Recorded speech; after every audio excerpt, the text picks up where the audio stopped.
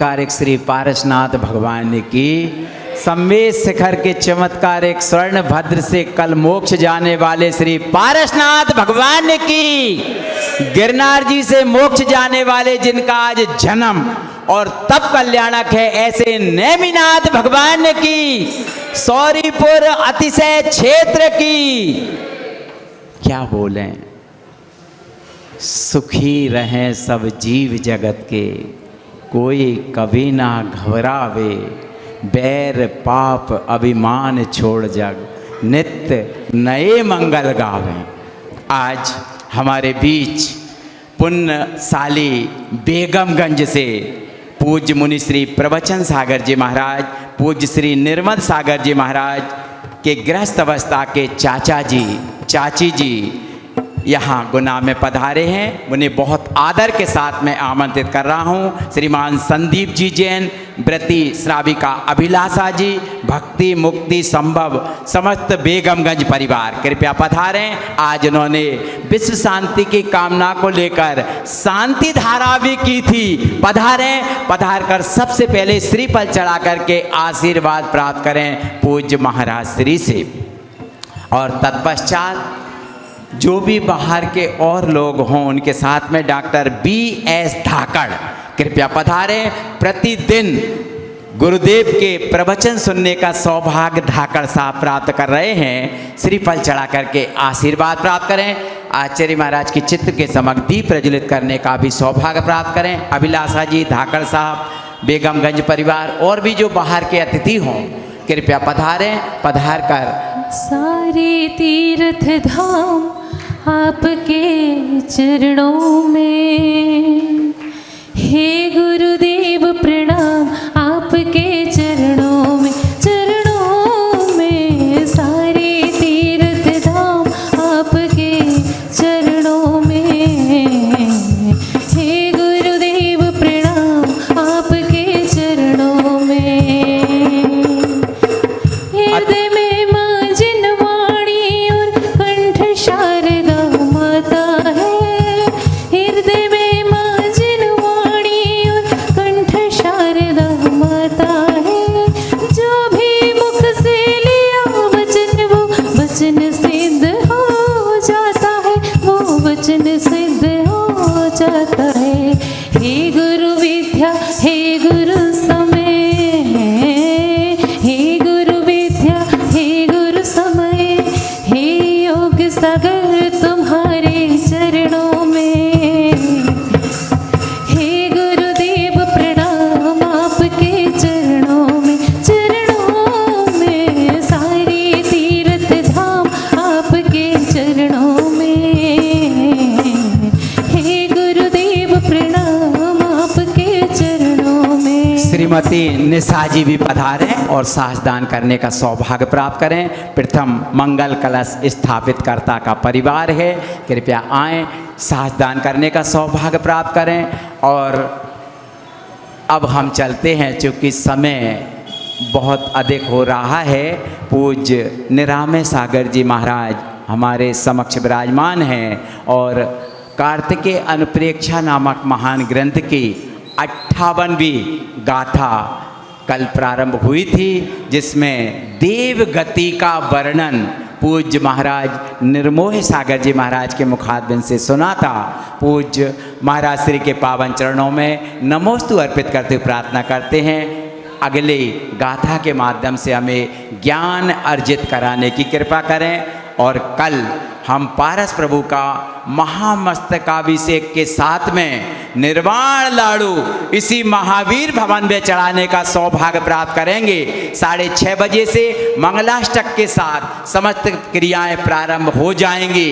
आप सभी से अनुरोध है कि कृपया जरूर पधारें। साथ में कल निर्वाण लाडू सजाओ प्रतियोगिता आयोजित की गई है।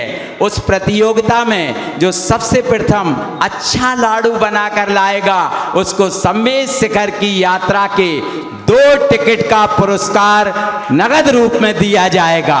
जो द्वितीय बादान पर आएगा, द्वितीय स्थान पर आएगा, उनको जबलपुर के टिकट 2 दिए जाएंगे पुरस्कार के रूप में। तृतीय कुंडलपुर के बड़े बाबा की यात्रा करने का सौभाग्य 2 टिकट का तृतीय पुरस्कार विजेता को दिया जाएगा। जरूर आइए, जरूर बनाइए, समय है महाराज श्री को सुनने का। नमोस्तु नमोस्तु नमोस्तु पौर्वाणिक स्वाध्याय वेदायाम श्रीमद् शुद्ध भक्ति कायुष्यर्गम करोमि।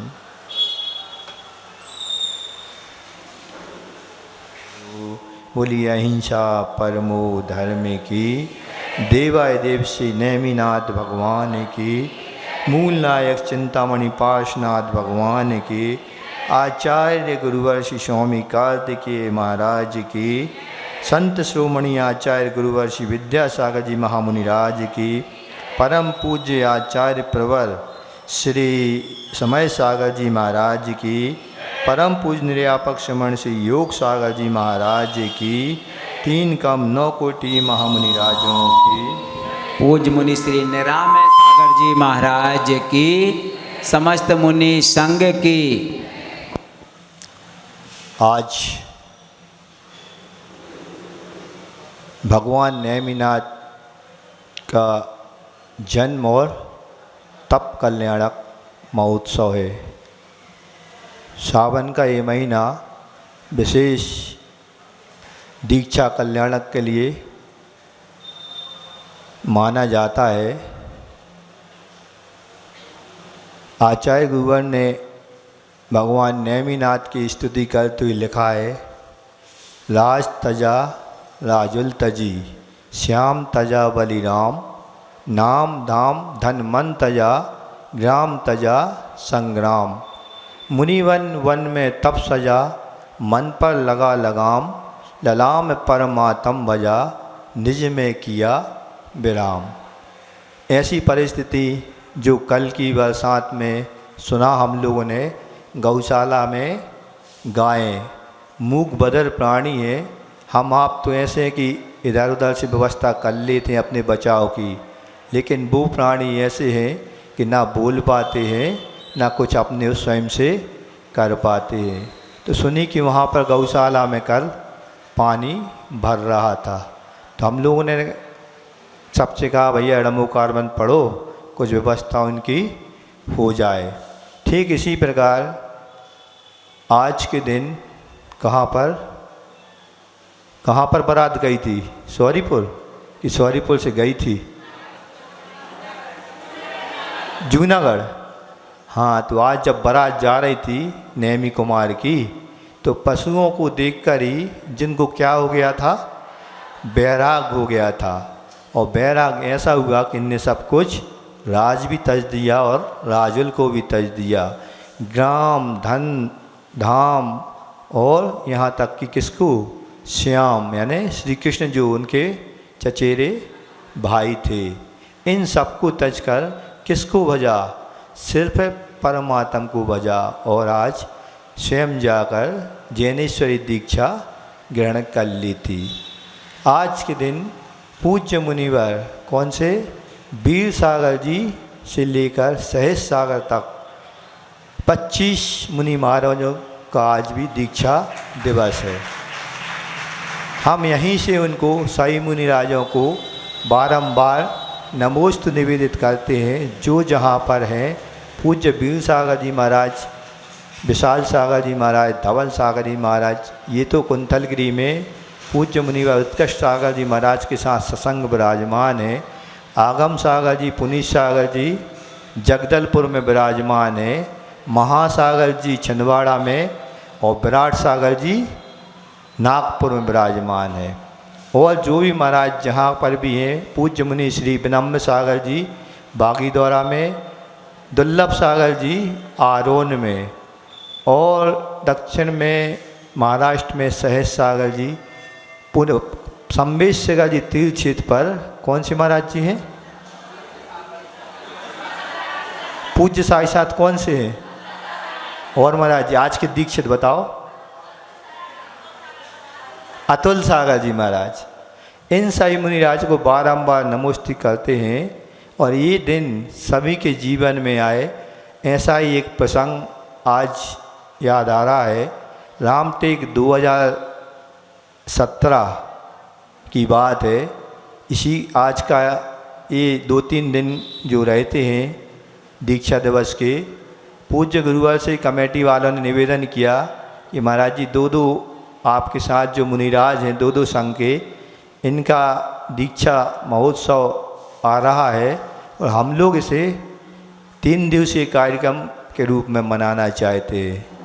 आचार्य श्री कहते 3 दिन क्यों, हमारे पार्श्वनाथ को छोड़ जाओगे क्या? उनका भी तो चौथे दिन मुकुट सप्तमी का महोत्सव आता है। आप 3 दिन कह रहे हैं, हम आपको आशीर्वाद देते हैं कि आप इस कार्यक्रम 4 दिवसीय मनाइए। आचार्य श्री के आशीर्वाद से उन लोगों ने कार्यक्रम आयोजित किया। पहले हम लोगों का दीक्षा दिवस आया तो आचार्य श्री तो क्लास लगाते थे 2:30 बजे से।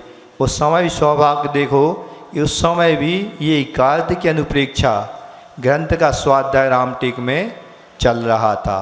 प्रतिदिन 2:30 बजे से आचार्य श्री स्वाध्याय करवा देते सभी के लिए, श्रावक के लिए भी, हम पूरे संघ के लिए। अब उस दिन दीक्षा दिवस था।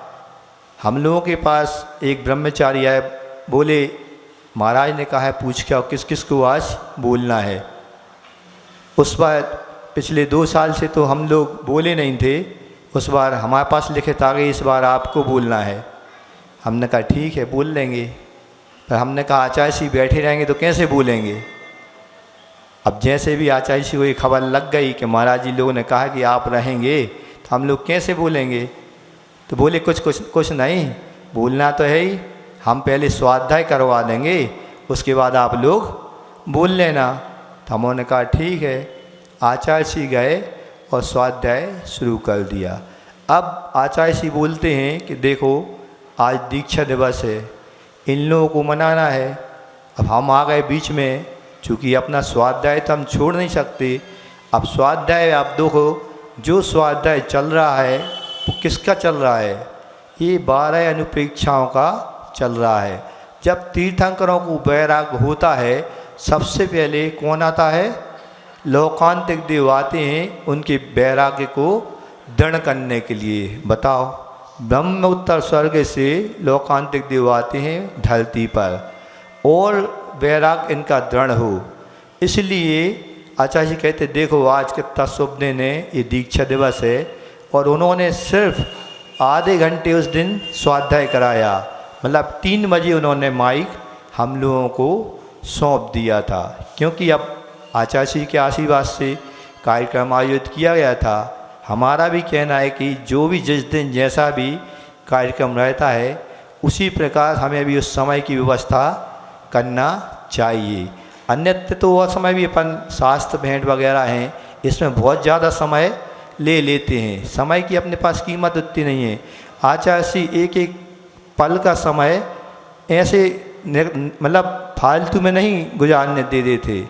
उन्होंने 3 जैसे ही घड़ी में बजे थे और माइक हम लोगों को दे दिया था। चूँकि उस दिन आचार्य श्री ने एक और व्यवस्था बना दी थी कि शायद ज़्यादा महाराज जी लोग बोलें, तो उन लोगों ने हम लोग से कह दिया था कि आप लोग 2 बजे से या 1:45 बजे से जाकर भी जिस महाराज जी को बोलना है वो पहले से जा कर के वहाँ बोल सकते हैं, और 2:30 बजे वो आएंगे तो क्लास लेके वापस आ जाएंगे। तो इस प्रकार आचार्य श्री हम लोग के उस कार्यक्रम में शामिल हुए और बड़ा सानंद वो कार्यक्रम संपन्न हुआ। प्रतिदिन 3 दिन का 4 दिन का प्रोग्राम था। तो पहले के 2 दिन हम लोगों के दीक्षार्थी जो उस समय थे मुनिराज, उन लोगों के प्रवचन हुए, और 30 दिन जो आज का दिन है तो वहाँ भी आज के दीक्षित जो मुनिराज थे उन लोगों के प्रवचन हुए थे। और चौथे दिन आचार्य श्री ने फिर भव्य मुकुट सप्तमी पर पार्श्वनाथ भगवान का निर्वाण कल्याणक महोत्सव मनाया था। तो इस प्रकार ये यहाँ पे भी कार्तिक अनुप्रेक्षा का वर्णन चल रहा है, और देवों का भी यहाँ पर क्या हो रहा है, प्रसंग भी चल रहा है। चारों गतियों में भ्रमण करते हुए यह जीव कहाँ पहुँचा है कि करके, पहले नरक गति में, फिर त्रियंच में, फिर मनुष्य हुआ, फिर जाकर अब वो देव हुआ है। देव कैसे होते हैं, देवायु और देवगति। क्या अंतर है इनमें? इनमें थोड़ा सा अंतर है। एक अंतर तो ये है कि देवगति नाम कर्म के उदय से मिलती है और आयु स्वयं एक कर्म है। 8 कर्मों में है ना एक आयु कर्म, और देवगति नाम कर्म के उससे मिलते हैं। आयु क्या कहलाती है? जिसके उदय से भाव संबंधी जीवन और क्षय से मरण होता है उसे आयु कर्म कहा जाता है। पिछली गाथाओं में पढ़ा था ना, आयु क्षयेण मरणम। मरण कब होता है? मरण ऐसे नहीं अपन सोचते कि इनने मार दिया उनके कारण हमें घात प्राप्त हुए, ऐसे नहीं होते। जब हमारी आयु पूर्ण हो जाती है तब हम मरण को प्राप्त होते हैं। पिछली गाथा निकल चुकी है, उसमें आया था आयु क्षयेण मरणम। गति क्या कहलाती है? जिस नाम कर्म का निमित्त पाकर आत्मा उस भाव को, जैसे नरक में भाव होते हैं या देवगतियों में भाव होते हैं, मनुष्य बनकर मनुष्य के जो भाव होते हैं और तिरंच बनकर जैसे भाव होते हैं, उस भाव को प्राप्त होता है उसे गति कहते हैं। इस प्रकार ये गति और आयु में भेद हुआ। अब गाथापन देखते हैं, कौन सी नंबर की? 59। एक बार इनका उच्चारण कर लें। 59 नंबर की गाथा है। इसके पूर्व में कहा जा रहा है कि मनुष्य गति से निकलकर जिस किसी तरह वह देव होता है तो महाधिक देवों की रिद्धि संपदा को देखकर उसे मानसिक दुख होता है। और दुख कैसे होते हैं इसको आगे की गाथा में कहा जा रहा है। इट्ठ वियोगम दुखम होदि महडीणम विषय तन्हादो विषय बसादो सुखम जेसिम तेसिम कुदो तित्ते। इट्ठ वियोगम दुखम होदि महडीण विषय तन्हादो विषय बसाओ सुखम जेसिम तेसिम कुदो तित्ते। कहा जा रहा है इष्ट वियोग, इष्ट वियोग दुखम भवती महर्दीनाम विषय तृष्णात्। इष्ट वियोग क्या कहलाता है? 4 प्रकार के ध्यान में एक सबसे पहला कौन सा ध्यान होता है? आर्त ध्यान। आर्त ध्यान में भी 4 प्रकार के ध्यान होते हैं, इष्ट वियोगज और अनिष्ट संयोगज।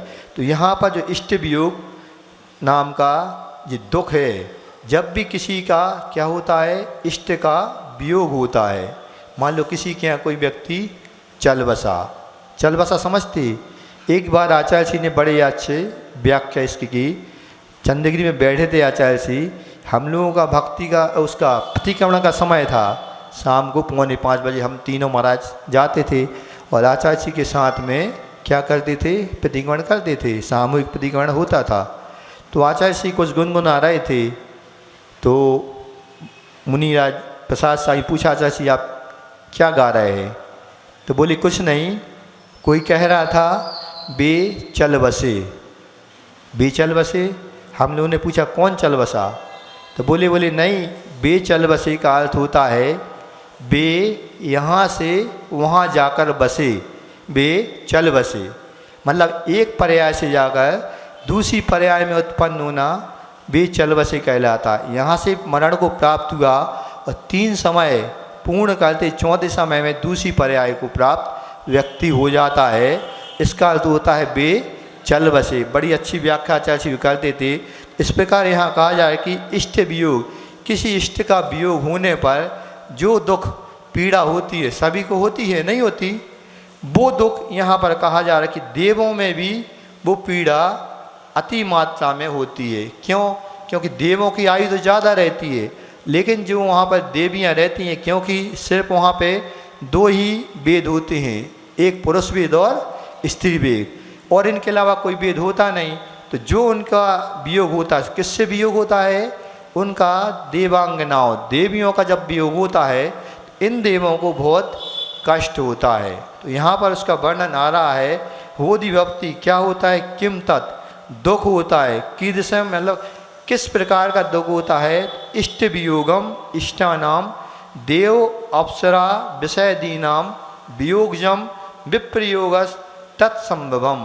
कहाँ जा? इष्ट वियोग इष्टानाम, जो इष्ट देवियाँ अप्सराएँ होती हैं और जो इनके विषय होते हैं, विषय आदि जो होते हैं, इनके वियोग होने पर अति दुख इनको होता है। और वे केसाम किनके होता है? तो महर्दी नाम, महर्दी का नाम इंद्र सामानिक त्रायस्तिंसादि देवानाम।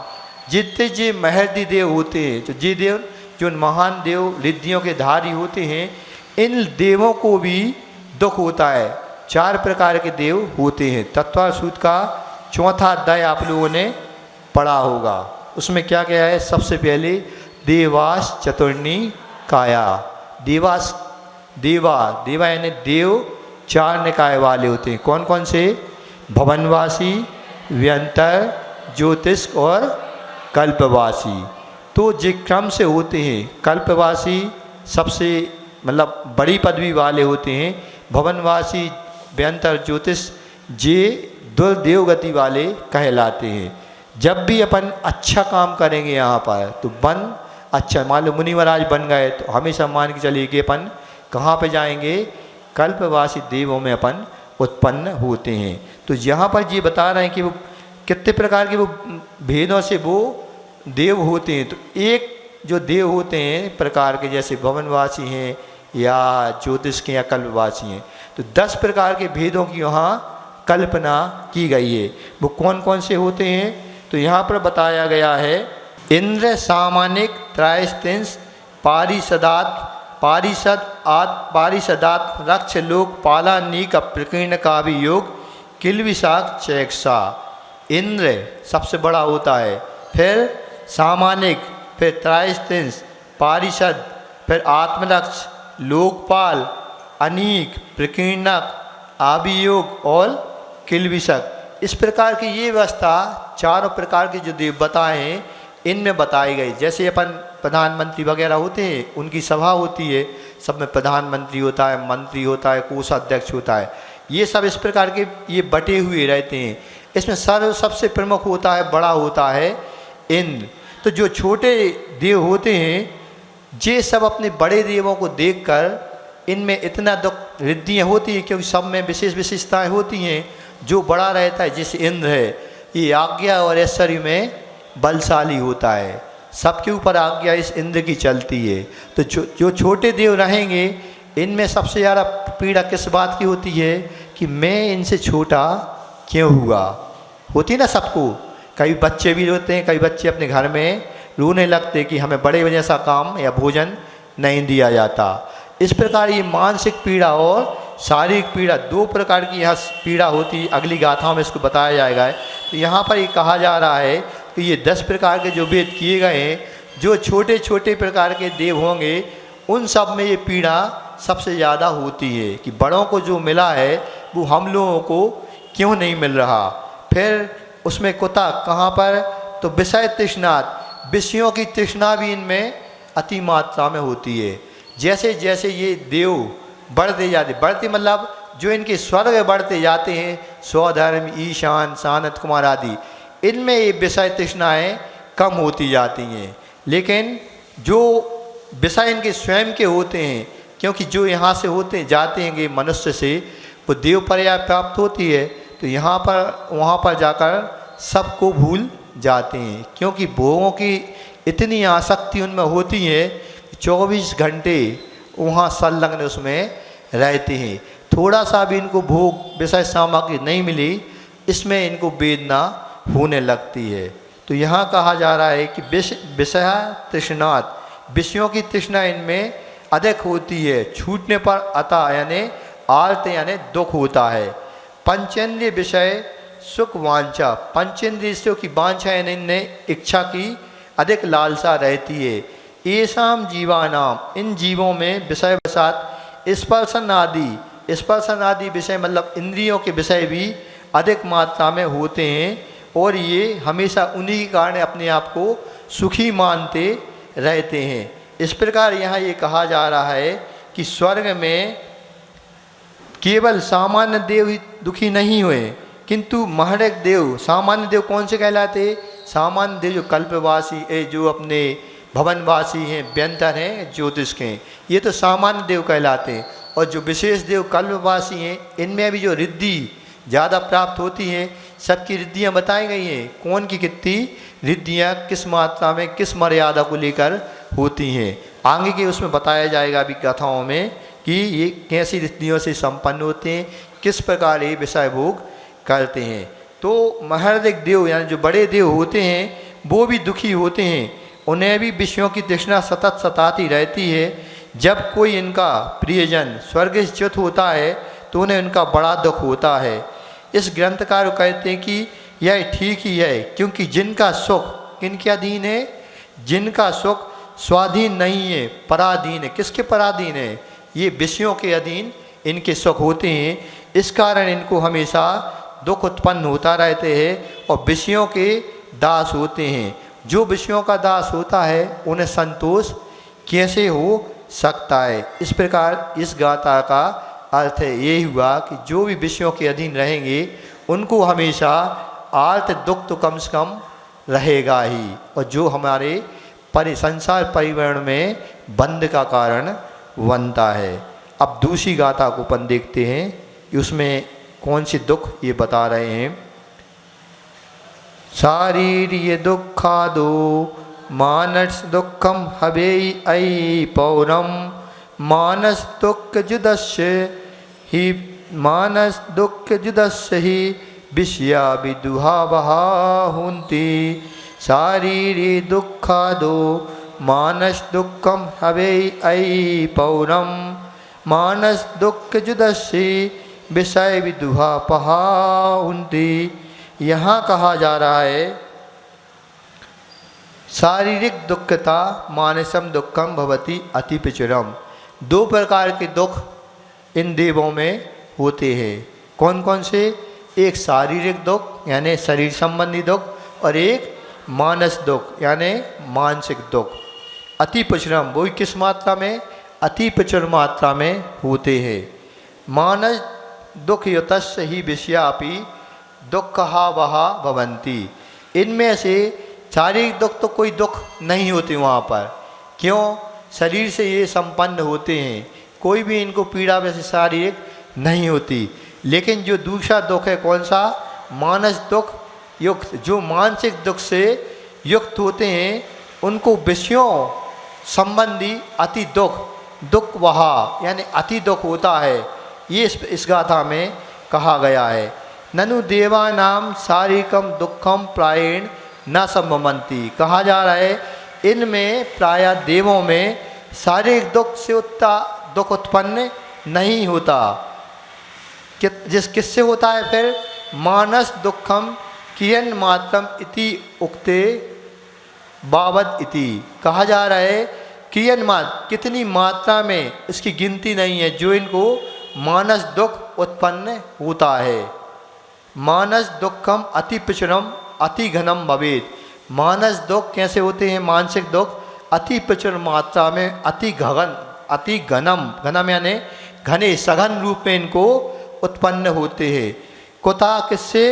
शारीरिक दुखों से। शारीरिक दुख की अपेक्षा इनको मानसिक दुख अधिक मात्रा में होते हैं। इसलिए ही यस्मात् मानस दुख युक्तस्य पुंसा विषय अपि इंद्रिय गोचा। इसी प्रकार मानसिक दुख जो होता है वो विषयों में भी अति मात्रा में इंद्रिय गोचर, इंद्रियों के कारण दिखाई देते हैं। पंच इंद्रियाँ होती हैं, पंच इंद्रियों के विषय ही ये पंच इंद्रिय विषय कहलाते हैं। ये भी अधिक मात्रा में इनको मतलब होते हैं।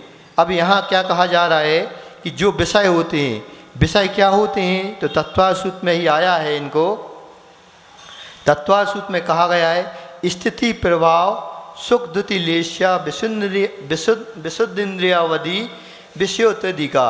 मतलब इन देवों में क्रम से जो बढ़ते जाएंगे, ये बढ़ते किन में? इनमें नहीं बढ़ाना, जो भी भेद इंद्र सामान्य, ये तो इनकी फैकल्टी है।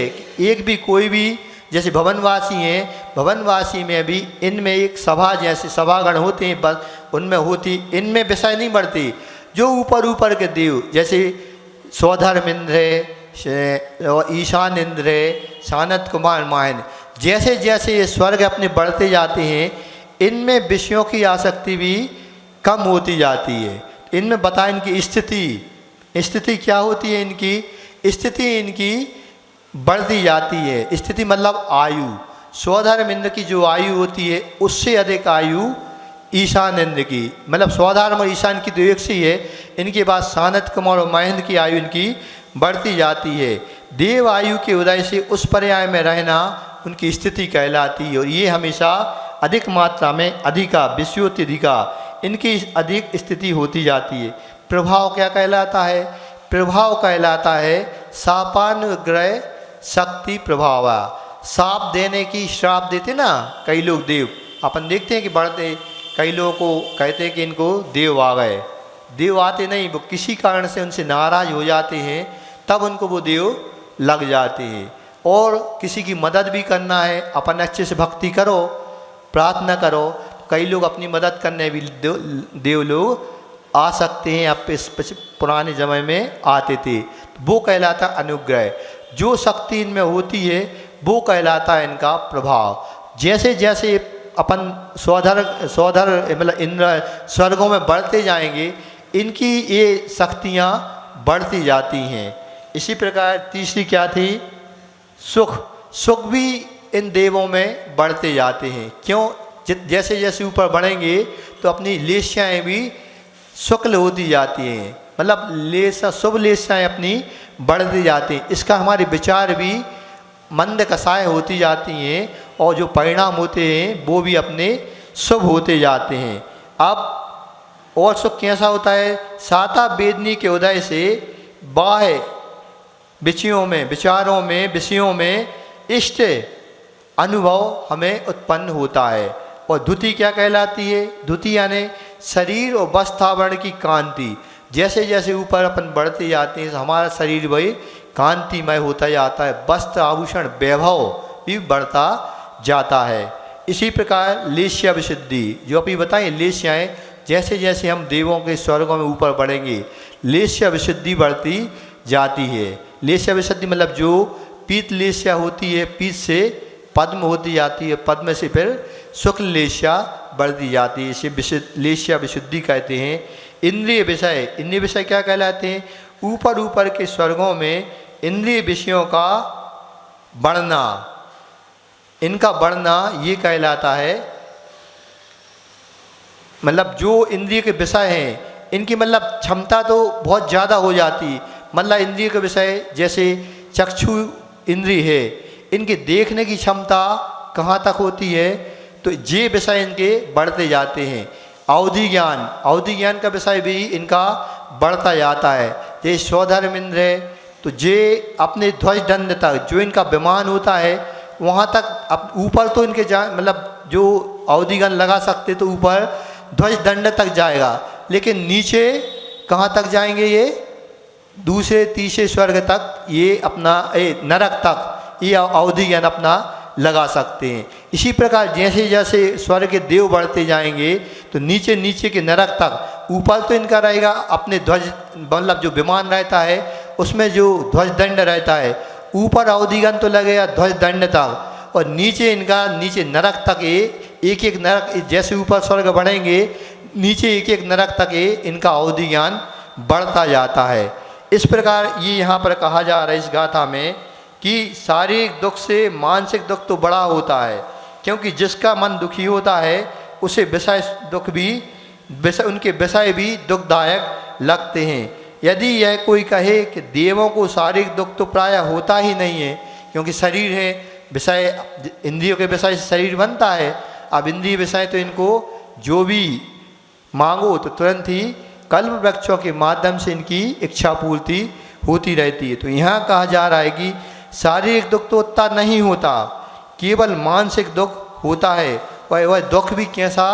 साधारण नहीं होता, अति मात्रा में वह मानसिक दुख होता है। क्योंकि शारीरिक सुख के सब साधन होते हुए भी यदि मन दुखी होता है तो सब साधन नीरस और दुखदायी लगते हैं।